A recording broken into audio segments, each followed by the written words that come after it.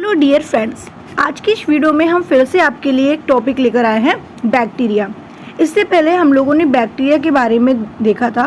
Bacteria की इतनी basic information थी, मैंने आपको बताया, जैसे कि बैक्टीरिया किसे कहते हैं, बैक्टीरिया का डिस्कवर किसने किया था, बैक्टीरिया का अध्ययन कहाँ पे करते हैं, ठीक है। तो बहुत सारी जितनी भी बेसिक इन्फॉर्मेशन थी वो सारी चीज़ें हम लोगों ने पार्ट 1 में पढ़ा। स्ट्रक्चर ऑफ बैक्टीरिया के बारे में हम लोगों ने पार्ट 2 में पढ़ा। इसका स्ट्रक्चर क्या है, जितने भी स्ट्रक्चर में इसके अंदर थे, जैसे कि सेल वॉल आपका हो गया, फ्लैजेला हो गया, ठीक है, उसके अलावा पिलाई हो गया, तो ये सारी चीज़ें हम लोगों ने, कैप्सूल हो गया, सारी चीज़ें हम लोगों ने पार्ट 2 में पढ़ी है। अब हम लोग बात करेंगे पार्ट 3 की। तो पार्ट 3 में हम लोग बात करेंगे किसके बारे में, क्लासिफिकेशन ऑफ बैक्टीरिया के बारे में। तो क्लासिफिकेशन ऑफ बैक्टीरिया के बारे में जब हम लोग डिस्कशन करते हैं तो on the basis of shape के अकॉर्डिंग बैक्टीरिया को 4 से 5 पार्ट्स में डिवाइड किया गया है, या इसके 4 से 5 शेप होते हैं, ठीक है, आप ये कह सकते हो, लेकिन यहाँ पे मैंने 4 मेंशन किया है। अब क्वेश्चन यहाँ पे आपके एग्जाम में कैसे पूछते हैं, जैसे कि बैसिलस हो गया, ठीक है, तो बैसिलस किस शेप का बैक्टीरिया है, कोकस है तो कोकस किस शेप का बैक्टीरिया है, वाइब्रियो किस शेप का बैक्टीरिया, ऐसे आपके क्वेश्चन एग्जाम में आते हैं। जैसे कि फॉर एग्जांपल अब आपसे एक बैक्टीरिया, जैसे एक नाम बोल दिया मैंने, स्पेरिकल वाले बैक्टीरिया का नाम बताइए, तो स्पेरिकल वाले जो बैक्टीरिया होंगे वो कौन से होंगे, तो आप कहोगे मैम ये क्या होगा, ये जो स्पेरिलम वाले हैं, ठीक है, इसका जो शेप होता है वो कैसा होता है, तो आपको ये बताना होगा, ठीक है। यानी कि आपसे क्वेश्चन यहाँ पे इस तरीके से पूछे जाएंगे कि रॉड शेप वाले बैक्टीरिया का नाम बताइए, तो आपको रॉड शेप वाले बैक्टीरिया का नाम बताना होगा। तो रॉड शेप के बैक्टीरिया कौन से होते हैं, बैसिलस, ठीक है, ये रॉड शेप हो गए, आप रॉड शेप बोल सकते हो, बैसिलस बोल सकते हो, ठीक है। तो इस तरह के क्वेश्चन आपसे पूछे जा सकते हैं। या फिर अगर ऐसे मान लीजिए आपसे पूछा जाए कि कॉमा वाले बैक्टीरिया का नाम बताइए, तो कॉमा वाले बैक्टीरिया का नाम क्या बताएंगे आप, ठीक है। तो इस तरीके से आपसे एग्जाम में पूछा जाता है क्वेश्चन, यहाँ पे जो आपका शेप से क्वेश्चन पूछे जाते हैं ये, ठीक है। अब हम एक बैक्टीरिया के बारे में बात करेंगे। तो सबसे पहले हम क्लासिफिकेशन ऑफ बैक्टीरिया के बारे में अगर बात करें तो depending on their shape and size bacteria are divided into different types, यानी कि उनके आकार और आधार पर बैक्टीरिया को विभिन्न प्रकार में विभाजित किया गया है, जैसा कि आपको मैंने मेंशन किया है। फर्स्ट नंबर पे हम आते हैं कोकाई, ठीक है। कोकाई कह रहा है कि this types of bacteria found Oval and spherical in shape the may be found in different arrangement, यानी कि ये कह रहा है कि जो in this type of bacteria, मतलब इस प्रकार के जो बैक्टीरिया होते हैं वो स्फेरिकल यानी गोला, अंडाकार या गोला, ठीक है, ओवल या स्फेरिकल शेप के होते हैं। तो कोकाई वाले जितने भी बैक्टीरिया होंगे वो सारे बैक्टीरिया कैसे होंगे, गोलाकार होंगे, ठीक है। The may be found in different arrangement, ठीक है, यानी कि ये अलग अलग व्यवस्था में पाए जाते हैं। बात क्लियर हुई। अब यहाँ पे भी कई टाइप के बैक्टीरिया होते हैं, गोला वाले में भी कई टाइप के होते हैं, जैसे कि कुछ सिंगल गोले में होते हैं, कुछ डबल गोले में होते हैं, कुछ ट्रिपल में होते हैं, कुछ 4 में होते हैं। तो इसका क्या होता है, डिप्लोकोकाई, अगर सेकंड में है तो हमने बोला डिप्लोकोकाई, ठीक है, थर्ड में है तो स्ट्रेप्टोकोकाई, ठीक है, ऐसा हम लोग नाम बोलते हैं। तो इन सब के अलग अलग एग्जाम्पल आपको बताने पड़ेंगे, ठीक है, अलग अलग बैक्टीरिया के अलग अलग एग्जाम्पल होंगे। तो ऐसे आपसे क्वेश्चन पूछा जा सकता है। जैसे कि मान लें जिसमें बहुत सारे गोलाकार, बहुत सारे गुच्छे वाले बैक्टीरिया हैं, गोलाकार वाले हैं, तो उसको हम लोग क्या कहेंगे, टिट्रेट कहेंगे। तो इनका एग्जाम्पल आपसे पूछे तो निसेरिया, ठीक है, आपको बताना निसेरिया। जैसे यहाँ एग्जाम्पल दिया है कुछ, जैसे स्ट्रेप्टोकोकस, स्ट्रेप्टोकोकस वाले जो बैक्टीरिया हैं, ठीक है, वो क्या है, उसमें मतलब कि कितने सारे होंगे, तो आप कह सकते हो कि 6 से 7 गोले होंगे, ठीक है, मैक्सिमम 6 से 7 गोले गुच्छेदार बने होंगे। तो स्ट्रेप्टोकोकस उस बैक्टीरिया का नाम होता है, ठीक है, बात क्लियर हुई। उसके अलावा यहाँ पे लिखा है न्यूमोकोकस, ठीक है, न्यूमोकोकल अब पूछ लिया यहाँ पे। तो इस तरीके से न्यूमोकोकल की अगर बात कर रहा है यहाँ पे, तो यानी कि दो गुच्छे में होंगे, ठीक है, जो 2 गुच्छे में होंगे उन्हें बोलते हैं, ठीक है। जैसे कि यहाँ पे आप देख पा रहे हो ना, ये देखिए यहाँ पे मैंने इमेज में मेंशन भी किया है, आप इमेज में देख सकते हो। एक वाले को हम मोनो कहते हैं, 2 वाले को हम डाई कहते हैं, है ना, सॉरी डिप्लो कहते हैं। 3 से 4 हो गए तो हम उसको टेट्रा कह दिए, ठीक है। इस तरह का गुच्छे वाले में हो गए तो उसको हम सार्किना कह दिए। ये ऐसे वाले हो गए तो हम इनको कह दिए स्ट्रेप्टोकोकस, ठीक है। इस तरह के हो गए तो हम इसको अलग नाम दे दिए। तो ये सारे बैक्टीरिया के अलग अलग एग्जाम्पल होंगे, ठीक है। बात क्लियर हुई सबको? देखो यहाँ पे आप लोग इमेज देख सकते हो और याद भी कर सकते हो कि मोनोकोकस 1 गोलाकार, डिप्लोकोकस 2 गोलाकार, टेट्राकोकस 3 गोलाकार बैक्टीरिया, ठीक है। सार्किना 4 से ज़्यादा ये कह सकते हो। तो इस तरीके के बैक्टीरिया का अलग अलग शेप होता है, उसके अलग अलग को एग्जाम्पल याद करने होंगे। अब हम बात करते हैं यहाँ पे बैसिलस की। बैसिलस, ठीक है, ये जो बैसिलस होता है वो कैसा होता है तो आपको बताना है भाई, ये रॉड शेप का होता है। This type of bacteria found in rod shape, ठीक है। This bacteria also found different arrangement. ये कैसे होते हैं? राउंड शेप में होते हैं। बात क्लियर हुई, ठीक है। राड शेप के बैक्टीरिया जो होते हैं उस तरह के बैक्टीरिया को हम बैसिलस कहते हैं। फॉर एग्जाम्पल, तो भाई देखो यहाँ पे लिखा है कॉर्नियोबैक्टीरियम, ठीक है, कॉर्नियोबैक्टीरियम, माइकोबैक्टीरियम, ट्यूबरक्लोसिस, है ना, ट्यूबरक्लोसिस नाम सुना होगा आपने, बहुत कॉमन सा नाम है ट्यूबरक्लोसिस। अब आपके मन में आ रहा होगा कि मैम ये कैसे, क्या ये भी अलग अलग शेप के होते हैं, सिंगल, डबल? हाँ, ऐसे ही होते हैं। अब जरा एग्जांपल देखो, जब आपने स्ट्रक्चर को देखा तो स्ट्रक्चर में देखो आपको यहाँ पे दिख रहा है कि जो सिंगल रॉड शेप है ना, ये बैसिलस हो गया। जो डबल से ट्रिपल है, ज़्यादा है इसमें थोड़ा सा, तो स्ट्रेप्टोबैसिलस हो गया, ठीक है। फिर यहाँ पे भी देखो, यहाँ पे भी देखो अलग अलग शेप में, मतलब रॉड शेप में ही है लेकिन अलग अलग ग्रुप बना कर रहे हैं। तो इस तरीके के सारे बैक्टीरिया का नाम देखो अलग अलग दिया है। तो ये सारे बैक्टीरिया का नाम आपको याद रखना है। आपसे क्वेश्चन पूछा जाए कि सिंगल बैसिलस बैक्टीरिया का नाम बताइए, तो भाई ये याद कर लो, ठीक है। स्ट्रेप्टोबैसिलस के नाम बताइए, तो ये याद कर लो, ठीक है। इस तरीके से आपको याद रखना है, ओके। तो क्या अगर नॉर्मल अगर पूछा कि बैसिलस वाले बैक्टीरिया का नाम बताइए, तो कोरिनोबैक्टीरियम, माइकोबैक्टीरियम, ट्यूबरक्लोसिस, ठीक है, ये हो गया आपका। अब हम बात करते हैं थर्ड शेप में, विब्रियो। अब देखिए जब हम इस पे आते हैं तो इसमें भी अलग अलग होते हैं, ठीक है। ये कैसे शेप में होते हैं? तो कॉमा शेप में होते हैं, ठीक है। Some bacteria are found in comma shape, ठीक है। तो भाई कॉमा शेप वाले बैक्टीरिया होते हैं, तो कॉमा शेप वाले बैक्टीरिया कैसे होते होंगे? तो ये कॉमा की तरह बने होते हैं, जिस तरह कॉमा बनाया जाता है ना, ऐसे वाले बैक्टीरिया होते हैं, इसलिए इनको हम कॉमा शेप बैक्टीरिया कहते हैं, या विब्रियो कहते हैं, ठीक है, विब्रियो कहते हैं।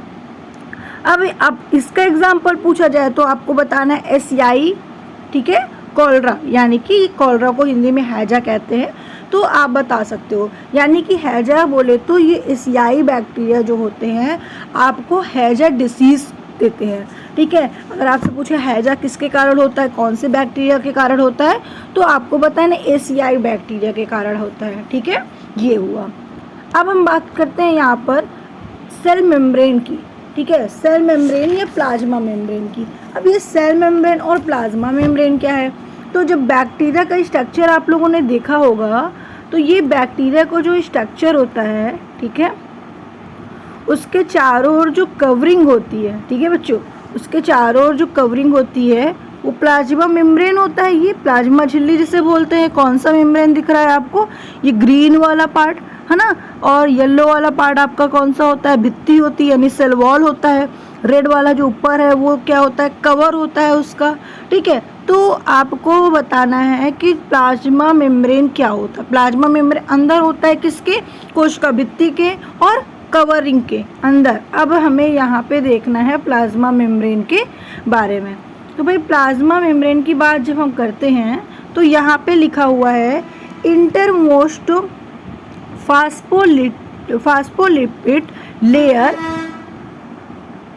Just beneath the cell wall enclosing cytoplasm. यानी कि जो आपका सेल मेम्ब्रेन होता है वो ठीक क्या वो किससे मिलकर बना होता है?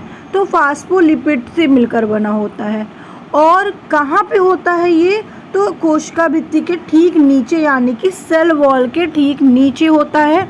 कोशिका द्रव को घेरे रहता है, यानी कि सेल साइटोप्लाज्म को घेरे रहता है। यानी कि हम ये कह सकते हैं कि आपका एक क्या है, बैक्टीरिया है, और उसके बैक्टीरिया के ऊपर क्या है भाई, सेल वॉल है, और सेल वॉल के अंदर क्या है, एक मिनट गलत हो गया,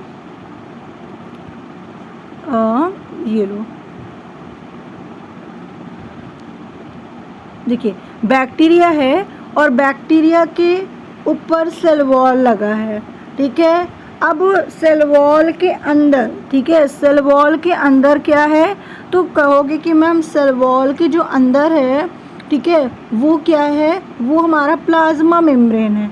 क्या है भाई, प्लाज्मा मेम्ब्रेन। तो ये वाली लाइन मैम जो होगी वो प्लाज्मा मेम्ब्रेन होगी, और ये वाली जो लाइन होगी, ठीक है, स्काई ब्लू वाली जो लाइन होगी, उस वाले लाइन को हम क्या बोलेंगे, तो आप कहोगे मैम इसे हम सेल वॉल कहेंगे। अब इसके अंदर क्या होता है, तो इसके अंदर मैम होता है क्या, साइटोप्लाज्म। तो साइटोप्लाज्म को कौन घेरा है, तो प्लाज्मा मेम्ब्रेन घेरे हुए हैं। बात क्लियर हुई, ठीक है। और ये किससे मिलकर बना होता है, तो ये जो होता है फास्फोलिपिड द्वारा बना होता है, और इसकी जो लेयर होती है सेमी परमेबल होती है, और ये 5 से 10, ठीक है, 5 से 10 माइक्रोमीटर का होता है, ठीक है। Content sterol like compound called hopanoid, ठीक है, हैप्नोइड्स। तो यहाँ पे कह रहा है कि इसमें जो क्या होते हैं, स्ट्रॉल होते हैं, यानी कि इसमें स्ट्रॉल जैसे जो कंपाउंड्स होते हैं, जिन्हें हम क्या कहते हैं, होपोनॉइड्स कहते हैं, ठीक है। इसमें जो स्ट्रॉल लाइक स्ट्रक्चर होता है, जो कंपाउंड्स होते हैं, ठीक है, उसको हम क्या बोलते हैं, होपोनॉइड्स कहते हैं, ठीक है। कंटेन सेवरल प्रोइन, हाँ इसको शुरू कर दीजिएगा, ठीक है। क्या पे लिखा है, contain several porin protein for the positive transport of nutrient and irons, यानी कि पोषक तत्व यानी कि न्यूट्रिएंट और आयरन को निष्क्रिय परिवहन करने के लिए क्या किया जाता है, पोरिन प्रोटीन होते हैं, ठीक है। बैक्टीरिया के पास पोषक तत्व और आयरन के निष्क्रिय परिवहन के लिए कई सारे पोरिन प्रोटीन होते हैं हमारे बैक्टीरिया के पास। अब बैक्टीरिया में जो सेल मेम्ब्रेन होता है या प्लाज्मा मेम्ब्रेन होता है, उसका फंक्शन क्या होता है, तो फंक्शन की जब बात आती है तो मेन फंक्शन इसका क्या होता है, देखिए, electron transport and oxidative phosphorylation, ठीक है, यानी कि ये इलेक्ट्रॉन परिवहन और ऑक्सीडेटिव फास्फोरिलेशन करने का काम करता है। उसके अलावा selective permeability regulates the inflow and outflow of nutrient, iron and metabolites, ठीक है, यानी कि ये जो होता है, ठीक है, चयनात्मक और परगम्यता, ठीक है, परगम्यता पोषक तत्वों को आयन और मेटाबॉलिट्स के अंतःवाहन और बाह्यवाहन, यानी कि भाई मेरी थोड़ी सी हिंदी वीक है, ठीक है, यानी कि अंदर और बाहर दोनों, आउटफ्लो और क्या है भाई, आउटफ्लो और इनफ्लो, ठीक है, को नियंत्रित करने का काम करता है, यानी कि बाहर और अंदर दोनों को मेंटेन रखने का काम करता है कि कोई बेफजूल की चीज़ ना बैक्टीरिया के अंदर आ सके और ना उसके अंदर से चीज़ें बाहर जा सके, ठीक है। अब हम बात करते हैं यहाँ पर, ठीक है, साइटोप्लाज्म की, यानी कि साइटोप्लाज्म कहाँ होता है, तो प्लाज्मा मेम्ब्रेन के बाद वाला साइटोप्लाज्म जो एक चिपचिपा पदार्थ होता है। तो जब साइटोप्लाज्म की बात करोगे आप लोग, तो आप क्या बोलोगे यहाँ पे, colourless colloidal viscous fuelled enclosed with in the plasma membrane, ठीक है, यानी कि ये कलरलेस होते हैं, कोलाइडल होते हैं, चिपचिपा द्रव होता है जो प्लाज्मा झिल्ली के भीतर बंद होता है, ठीक है, और इसमें झिल्ली से बंधे बहुत सारे अंगक नहीं होते हैं, यानी कि इसमें जो झिल्ली से बंधे होते हैं वो सारे अंगक साइटोप्लाज्म में नहीं होते हैं, ठीक है। कौन कौन से होते हैं इसमें, यानी कि राइबोसोम होते हैं, ठीक है। कौन से राइबोसोम? 70S वाले राइबोसोम होते हैं, ठीक है, याद रखेंगे आप लोग। उसके अलावा आपको बताना है कि साइटोप्लाज्म में जीवाणु, प्रोटीन और एंजाइमों का संश्लेषण होता है, ठीक है। और उसके अलावा इसमें मीसोसोम होते हैं, उसके बैक्टीरिया के अंदर रेस्पिरेशन होता है, ठीक है। और ये जो होते हैं transfer of chromosome to daughter cell, यानी कि ट्रांसफ़र करते हैं गुणसूत्रों को, क्रोमोसोम को, ठीक है। तो आप कह सकते हो कि help in the transfer of chromosome to daughter cell, तो संतति कोशिकाओं में गुणसूत्रों के स्थानांतरण में भी सहायता करते हैं, ठीक है। तो ये हुआ आपका साइटोप्लाज्म। यानी कि साइटोप्लाज्म आप नॉर्मल सा अगर हम आपको बताएं तो आप ये समझ सकते हो कि आपका एक सेल है, उसके अंदर साइटोप्लाज्म है, और साइटोप्लाज्म के अंदर बहुत सारे अंगक है, यानी कि कोशिकांग है, ऑर्गेनल्स होता है। तो जैसे कि सेल्स के अंदर होता है, तो बैक्टीरिया के अंदर कुछ ऑर्गेनल्स प्रेजेंट होते हैं। जैसे कि आप लोगों ने बैक्टीरिया में देखा था कि बैक्टीरिया में कौन कौन से ऑर्गेनल्स होते हैं, तो आप यहाँ पे देख सकते हैं, ठीक है। जैसे कि आप राइबोसोम को देखें, है ना, ये अंदर पूरा जो फ्लूइड है वो सारा क्या है, साइटोप्लाज्म है। अब इसमें राइबोसोम प्रेजेंट होता है, ठीक है, डीएनए प्रेजेंट होता है, क्रोमोसोम प्रेजेंट होता है। तो ये सारी चीज़ें इसमें बैक्टीरिया के साइटोप्लाज्म में प्रेजेंट होती है, ठीक है। तो ये हुआ आपका साइटोप्लाज्म। अब हम बात यहाँ पे करते हैं न्यूक्लियस की, ठीक है, जो सबसे मेन होता है, जिसे हम कोशिका का क्या कहते हैं, ब्रेन कहते हैं। तो आल्सो कॉल्ड न्यूक्लियोइड, ठीक है। Nuclear membrane, nucleolus and nucleoplasm are not present, यानी कि न्यूक्लियर झिल्ली, न्यूक्लियोलस और न्यूक्लियोप्लाज्म मौजूद नहीं होती है। जैसे कि एक सेल्स के अंदर क्या होता है, न्यूक्लियस होता है, उसके न्यूक्लियस के अंदर न्यूक्लियोलस भी होता है, यानी कि केंद्रिका भी होते हैं, ठीक है, और उसका मेम्ब्रेन भी होता है, न्यूक्लियोप्लाज्म भी होता है, यानी कि उसकी झिल्ली भी होती है। जैसे कोशिका की झिल्ली होती है वैसे केंद्रक की भी झिल्ली होती है। लेकिन बैक्टीरिया के अंदर केंद्रक झिल्ली नहीं होती है, ठीक है। न्यूक्लियर झिल्ली, न्यूक्लियोलस और न्यूक्लियोप्लाज्म ये सब कुछ नहीं होते हैं, ठीक है, केवल एक न्यूक्लियस होता है, ठीक है। और DSDNA, ठीक है, यानी कि DNA जो होता है वो molecule found either in A close circular form और इन ए कोलाइड फॉर्म, यानी कि जो DSDNA होते हैं उनके जो अणु होते हैं या तो बंद होते हैं और गोला रूप में, कुंडलित रूप में भी पाए जाते हैं। यानी कि कुंडलित रूप में ऐसे DNA होते हैं, आप सभी को पता है ना, सॉरी एक मिनट, जो DNA होते हैं भाई, तो जो DNA होते हैं, ठीक है, ऐसे होते हैं। तो ये आपके न्यूक्लियस के अंदर प्रेजेंट होते हैं, लेकिन आपके न्यूक्लियस के अंदर कुछ नहीं पाया जाता बैक्टीरिया में, और कुछ बैक्टीरिया में भी न्यूक्लियस नहीं होते हैं, ठीक है। आपको इतनी चीज़ें याद रखनी है। अब देख लेना है, यहाँ पे लिखा हुआ है फाउंड इन, यानी कि फाउंड इन का मतलब यहाँ पे क्या हुआ, nucleoid as chromosomal DNA outside nucleoid as a plasmid, यानी कि कहने का मतलब क्या है कि गुणसूत्र DNA के रूप में न्यूक्लियोइड्स और प्लाज्मिड के रूप में न्यूक्लियोइड के बाहर होता है, ठीक है। बात क्लियर हुई? तो ये हुआ आपका न्यूक्लियस वाला पार्ट, ठीक है। तो इस तरीके से आपको इतनी सारी चीज़ें ध्यान देनी है। नेक्स्ट क्लास में हम लोग जो बात करेंगे पार्ट 4 में, वो बात करेंगे किसके बारे में, तो आपको बताना है ग्राम पॉजिटिव और ग्राम नेगेटिव के बारे में। यानी कि हमारा जो नेक्स्ट टॉपिक होगा बैक्टीरिया का वो ग्राम पॉजिटिव और ग्राम नेगेटिव होगा। देन उसके बाद हम लोग ग्राम पॉजिटिव ग्राम नेगेटिव पढ़ेंगे, ठीक है। और उसमें क्या पढ़ेंगे भाई, तो आपको बताना है उसमें न्यूट्रिशन ऑफ बैक्टीरिया पढ़ेंगे, रिप्रोडक्शन ऑफ बैक्टीरिया पढ़ेंगे। फिर हम लोग नेक्स्ट पढ़ेंगे नेक्स्ट क्लास में इकोनॉमिक्स इम्पोर्टेंस ऑफ बैक्टीरिया, ठीक है, यूजफुल बैक्टीरिया, हार्मफुल बैक्टीरिया, और कौन कौन से बैक्टीरिया से कौन से डिसीज़ होते हैं ये पढ़ेंगे, ठीक है। एनिमल्स में कौन से डिसीज़ होते हैं और प्लांट में कौन से डिसीज़ होते हैं।